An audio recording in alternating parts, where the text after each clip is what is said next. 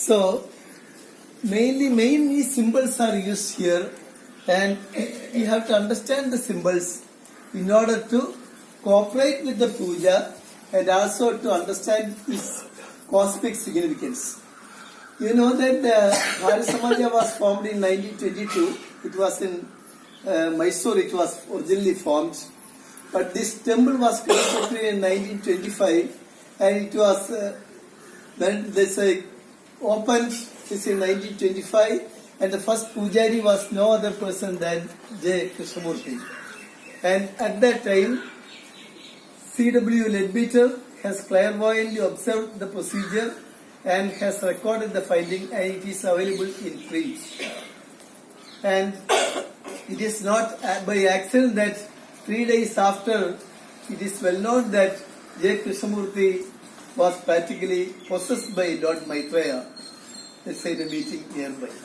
So possibly people think that this was his first method of spreading the eternal truths in a ceremonial way.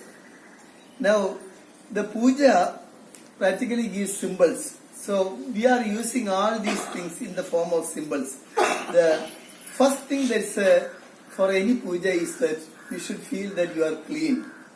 That is, yes, Mare Pundari Gacham Sabhya Abhyandara Shuji. That is, whoever thinks about God has become clean internally as well as externally. With that conviction, you start the procedure. And then water is distributed, and we practically, think about all the pabas, that is, evil things we have done, and we are all submitting, in the crucible of the sun, and we are practically thinking that we are free of all the vices. And then we start the pujas. And then third stage is clearing the ground. We invite devas to associate with our puja and practically ward off all the evils, Pishajas, Sarvadodisham, for that we ring the bell. That is, a sound is used as a symbol. And then comes the area where the puja is done. Practically it is the same way of creation by the lords. The solar lord practically delineates his feet, and also man delineates his field of activity, and that activity is something called the tiling. Let's say another thing, that is, we tile the area. The mantra used is first Om Bhur Bhuvasva, and when we are untailing his last, we do the reverse. So we tile the area, and then practically there are four events. One is Thoba, then fire, then water, and Diva, that is light. All these four practically represents four aspects of us. If we say it is in the man, the Dhuba, it represents our causal body, and the fire, our mental body, water, our the astral body, and finally all these are integrated. The light, which gives us the so-called consciousness aspect, which represents other beings. Symbolically, other things also is there. I will tell that. For example, first it is the Dhuba. In the Dhuba, we practically call 5 devas. That is the Indra Sunidhi. They represents the Indra Suni, the east, Soma Swastya, Varuna Samichya, Yamo Raja, and Yadaveda. The 5 gates of the causal body, that's practically the devas are invoked in that. And then it is fire.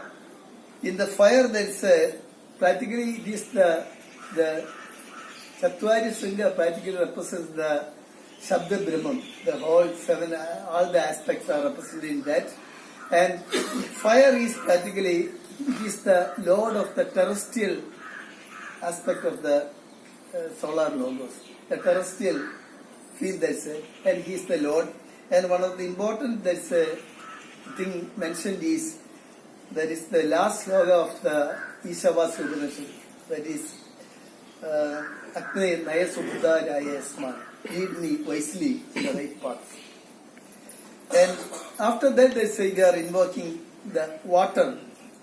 Water represents practically our who give us practically the one aspect of our body, that is the emotional and partly the mental, and they are the Pidris, lunar Pidris, mainly, predominantly, and we are practically invoking them. It is actually the Thanksgiving, and that is the first part. The second part, we invoke a great mantra, that is the Imame Varuna, Sudhi Havamadhya Chamaldaya. That is actually, it is the mantra which was given by Vishwamitra to Shivasheva when he was about to be killed in order to save his life.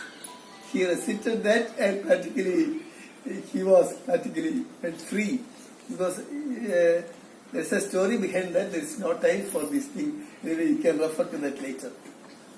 And then the third thing is when the causal body, astral body and mental body, they are tuned, then the higher invocation by the light. The light practically represents that it is to the solar logos we leading the Diba. And practically they are the givers of consciousness, that is the self-consciousness to us. That is it represents the fifth creative hierarchy, or otherwise called the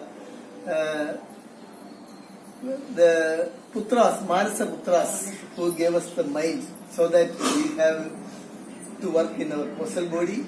We have become immortal, but we don't know that.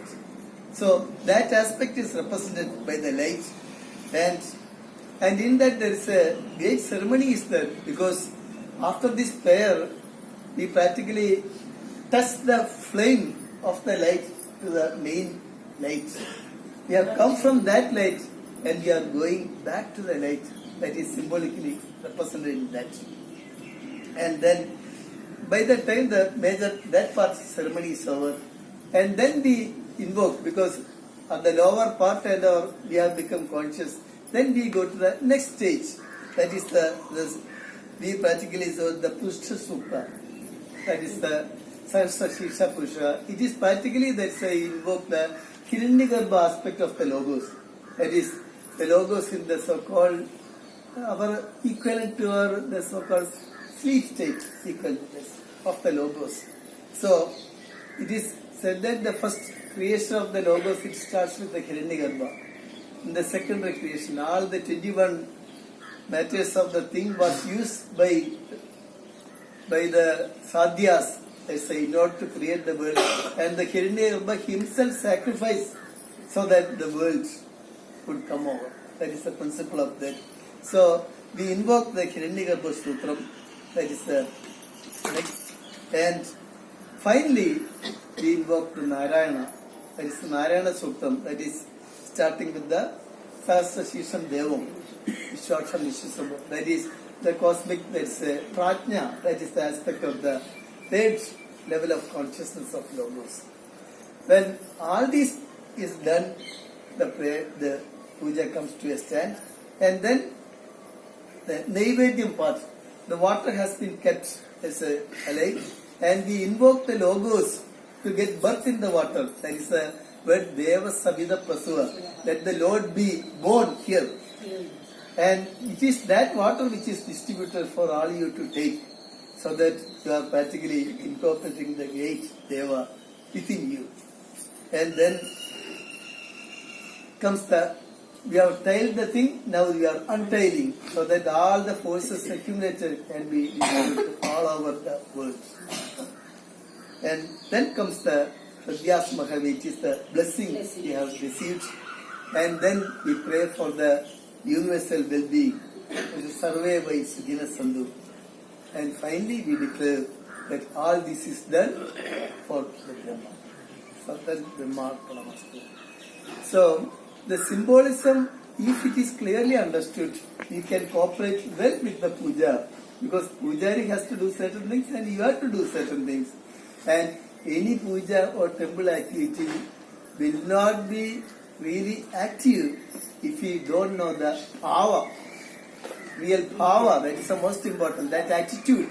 If you know the attitude, if you know the philosophy, you can cooperate well. And it is Bharat Samaj puja is, I feel it is yet to get its glory, because it is as good as any other pujas. But only Masonic or chess activity, it is work. But more people should understand it, more people study, they should know the philosophy and its principles. So, thank you.